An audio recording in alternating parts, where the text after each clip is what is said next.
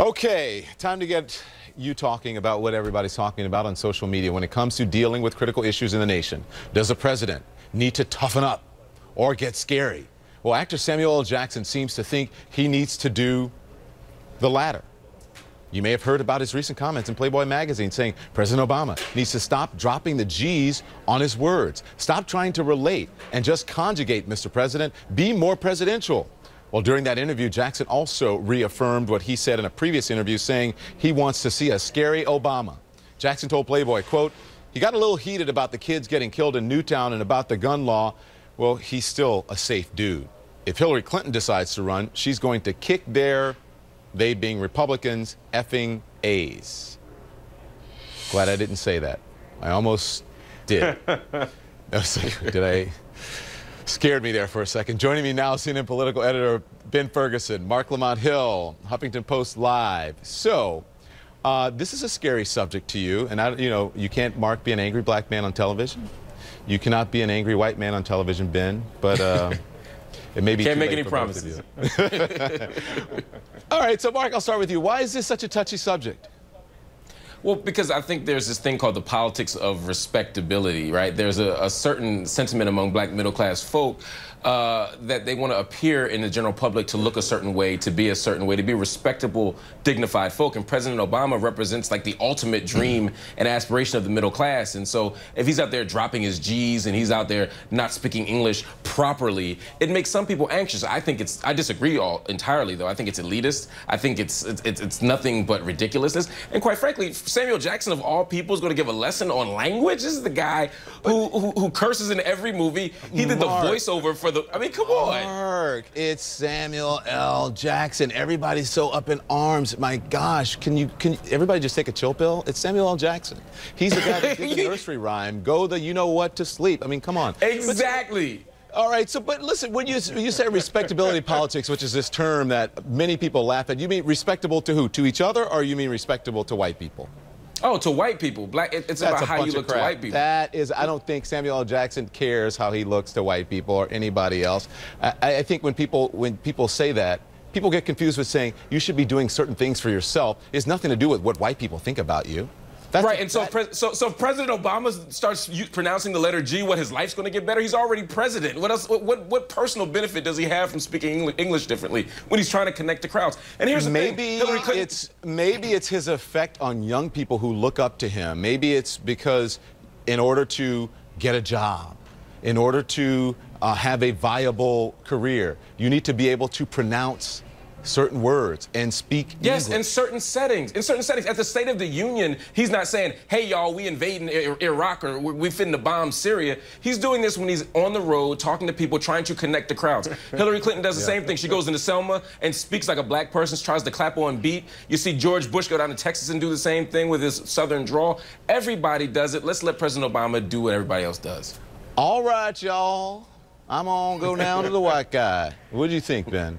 That was the most fun I've ever had not talking on CNN ever. I mean, wow. I'm just going to sit back and relax and enjoy the show here. Look, I think the president, one of the things that's great about him that's gotten him elected not once but twice is he has been able to go around and be a chameleon. He's been able to speak at the $1 million dinners. He's been able to go to Hollywood and speak with the Hollywood types. He's been able to go and get down the South and drop the G's if he wants to with a crowd. I think Samuel's point is, at some point, you are the president, and the president should act like the president and not try to change for a group when you're the President of the United States of America. And I think his other point was, what example does this set for young kids who are trying to go out and are trying to get a job and are trying to make something themselves? They should look up to the president and say, wow, that guy's incredibly well-spoken, he's incredibly well-educated, and I'm going to work hard and stay out of trouble and make good grades and want to aspire to be that instead of him coming down to a different level because he thinks it's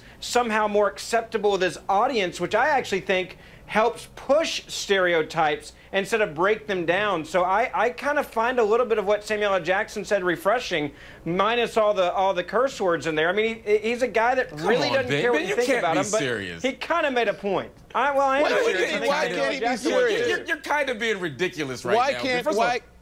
Go ahead.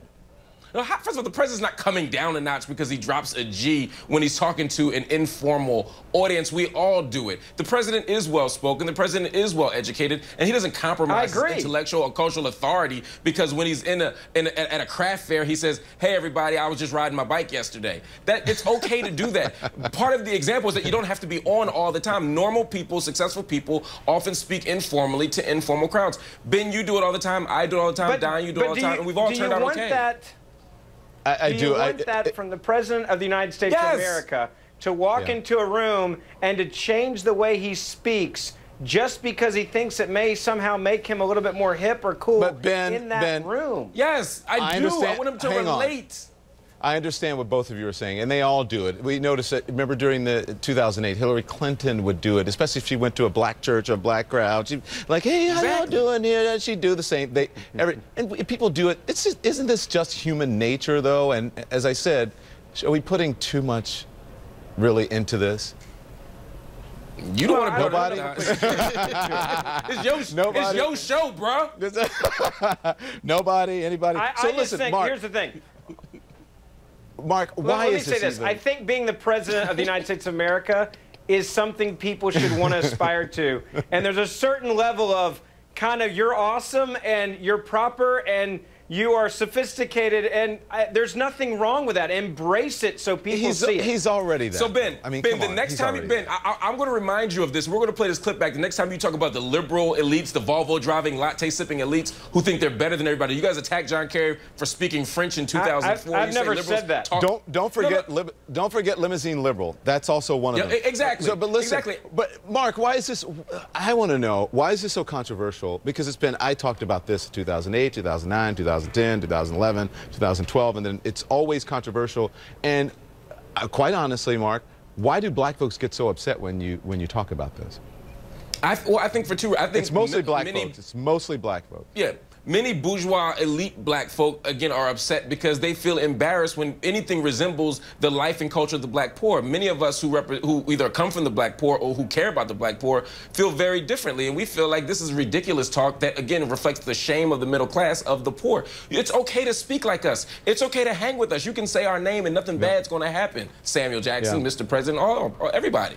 And lastly, Don, why can't there be more outrage about, I mean, of all the things going on in the world, Syria, healthcare, economy, this is what ticks off Samuel Jackson? Yeah. Well, the article, too, was saying that he should get stronger and be tougher, and there is a danger in that he doesn't want to come off as being the angry black man, which is a subject that we have tackled a lot of, and that's why I mentioned you can't be angry guys on television. One quick response, and then we'll go. Do you think that that's legitimate? First to you, Ben, and then Mark, I'll get your final. Do I think, say that one more time? About being, he has to weigh as coming off as someone who is passionate or being the angry black president.